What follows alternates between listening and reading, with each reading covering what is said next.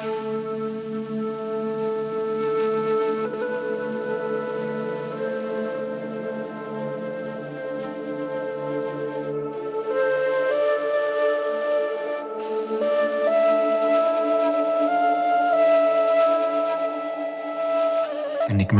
yang tercipta dari keanekaragaman Indonesia.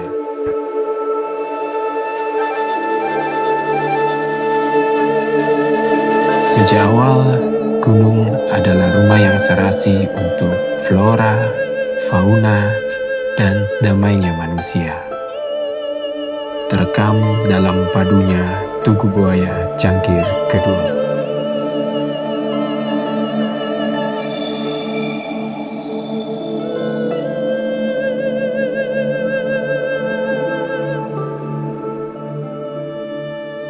Di balik megahnya Gunung Bromo, hiduplah masyarakat Tengger yang selalu menjaga warisan dan tradisi leluhur mereka di balik perubahan zaman. Selamat datang di Cangkir yang kedua. Inilah Bromo dan suku Tengger.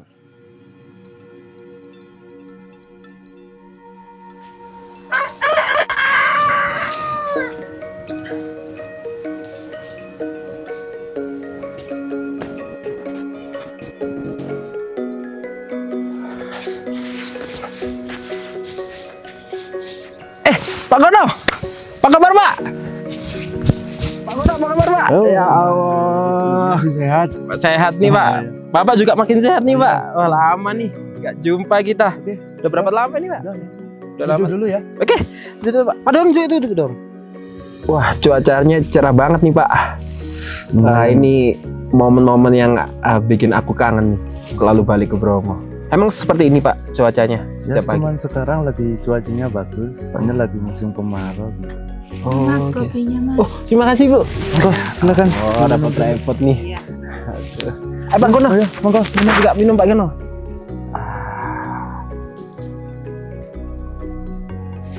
Wah, minum kopi Tugu Buaya juga Pak. Iya, enak banget ini. Sama, saya juga suka nih kopi Tugu Sudah, Buaya. cocok Iya. banget di sini. Udah lama minum kopi Tugu Buaya Pak? Udah lama, Oh. cocok banget di sini.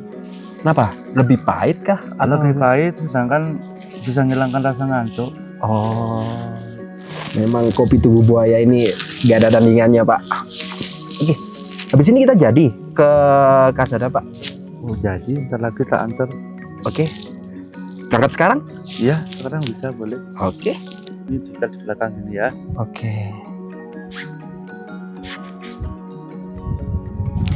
Jadi ini udeng ini semacam Semacam ini udah ciri khas orang Tengger pakai udeng kayak gini. oh ini Pak ya ciri khas dari orang Tengger ya Pak. Udah, Oke. yang penting bisa jalan. Oke siap. Mantap nih keren. Pak, ini kita jalan Pak. Masuk salah ya. Di sini ya.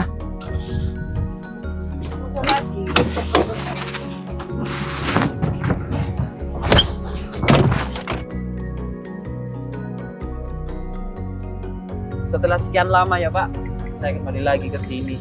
Kayaknya sih nggak ada yang banyak berubah nih. Tapi kalau menurut Pak Gono ya, Bromo ini kan terkenal sama sunrise-nya. Iya. Benar. Apa ini menurut Pak Gono yang orang luar nggak tahu selain Bromo ini terkenal dengan sunrise-nya? Apalagi Pak? Mungkin yang nggak orang-orang luar yang nggak tahu, mungkin kayak seperti Jumat Manis kayak gitu, orang bawa sajen-sajen gitu mungkin belum tahu. Mungkin kalau tahu mungkin dia juga sering pingin ambil gambar juga kan, bukannya pingin lihat sunrise saja, jadi kepingin mungkin ada aktivitas lain selain sunrise mungkin gitu.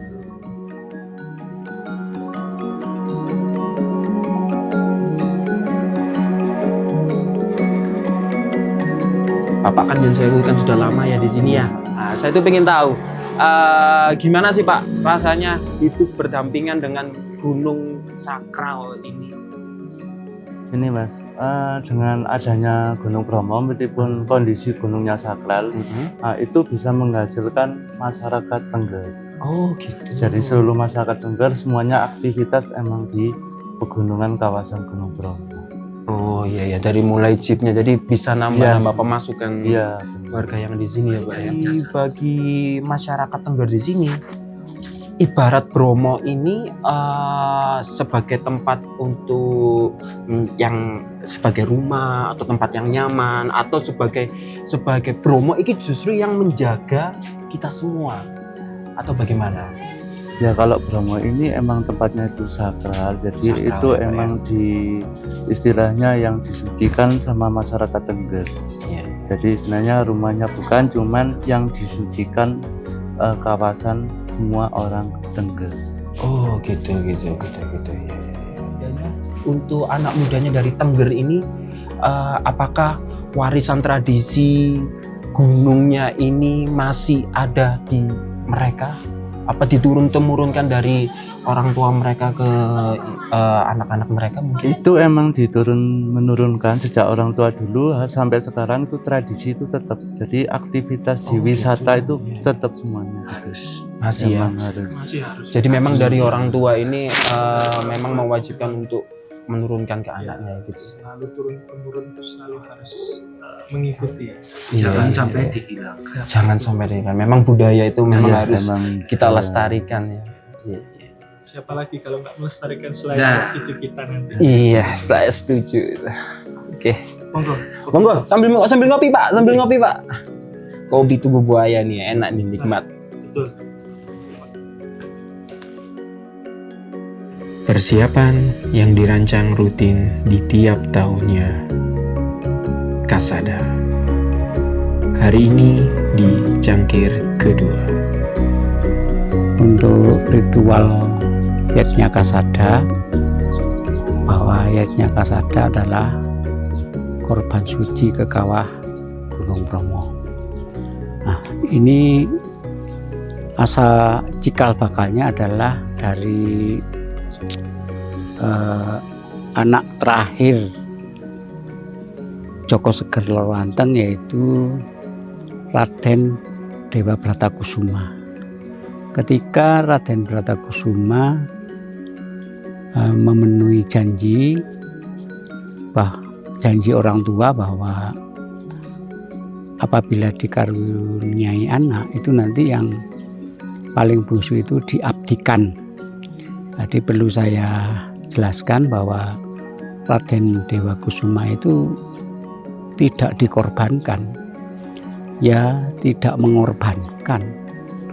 Artinya Raden Kusuma di samping memenuhi janji orang tua bahwa apabila dikaruniai anak itu yang paling bungsu diabdikan, ya sekali lagi diabdikan, menggantikan kedudukan Dewa Brahma di istana kembar yaitu Gunung Bromo.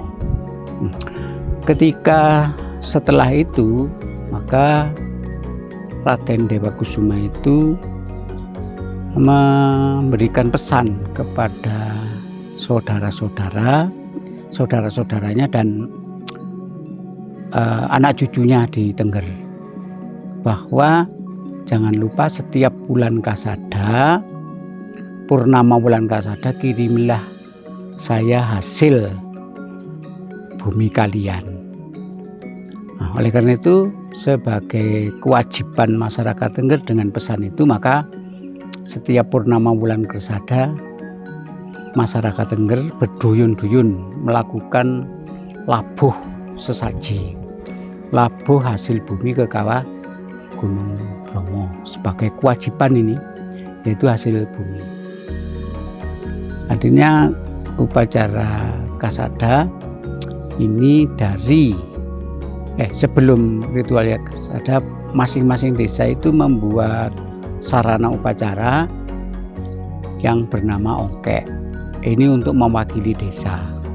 Sedangkan untuk umat, ya sesuai dengan tadi yang saya sampaikan, membawa hasil bumi masing-masing. Nah, kemudian rentetan daripada ritual Yatnya Kasada ini yang kan berpusatnya di Pura Luhur Poten. Nah, di sana ada kegiatan urutan ritualnya. Nah, jadi dibuka oleh Ketua Paruman Dukun Pandita sekawasan Tengger dengan puja mekakat ya, dan memantrakan mantra Jungling Saloko.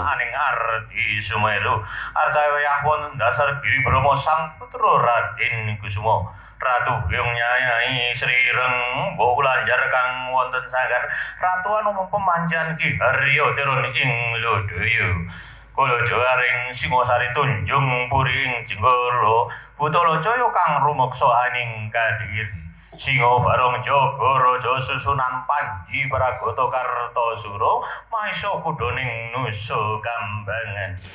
Kasada adalah tempat di mana manusia dan alam bertemu. Di titik ini, semuanya terasa lebih besar daripada yang tampak. Kemudian yang kedua adalah puja setuti para dukun sekawasan Tengger. Jadi para dukun sekawasan ini berdoa karena beliau kan mewakili masing-masing desanya. Jadi berdoa untuk warga masyarakatnya dan juga seluruh, tidak hanya untuk masyarakat Tengger saja tapi seluruh manusia. Jadi ritual Yatnya Kasada itu bukan untuk masyarakat Tengger saja tapi justru untuk orang banyak. Seiring waktu, kami memahami kenapa Tengger begitu dekat dengan alam.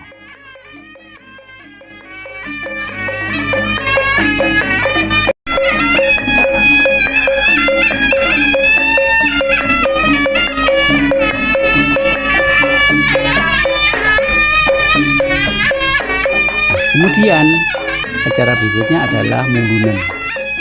Mulunen itu adalah ujian menjadi seorang dukun wanita. Ya. Nah, kemarin ada 3 calon dukun wanita. Yang satu dari Nadisari, Probolinggo, kemudian Pandansari juga Probolinggo, kemudian satunya dari Tosari, Pasuruan. Nah, syukur ketiganya ini lolos semua. Jadi sudah bisa dikatakan menjabat dukun pandita di desanya masing-masing. Sampun lancar kanthi tatas titis tetes sapuniki Bapak Yulianto diwenangaken dados dukun pandita wonten ing Desa Ngadisari, Kecamatan Sukapura, Kabupaten Probolinggo.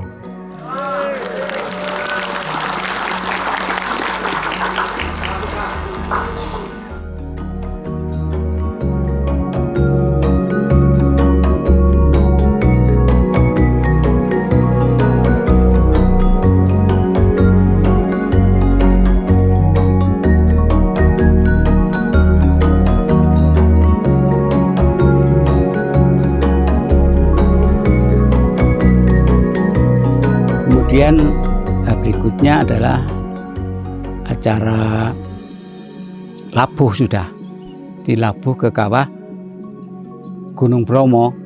Jadi membawa ongkek tadi yang dibawa oleh para dukun pandita itu dibawa ke mana? Ke kawah itu.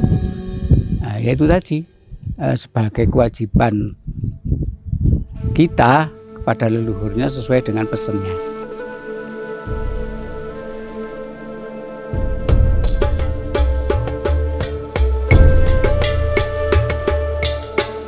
Bromo selalu mengingatkan bahwa hidup itu lebih luas dan manusia hanya sebagian kecil dari cerita luasnya.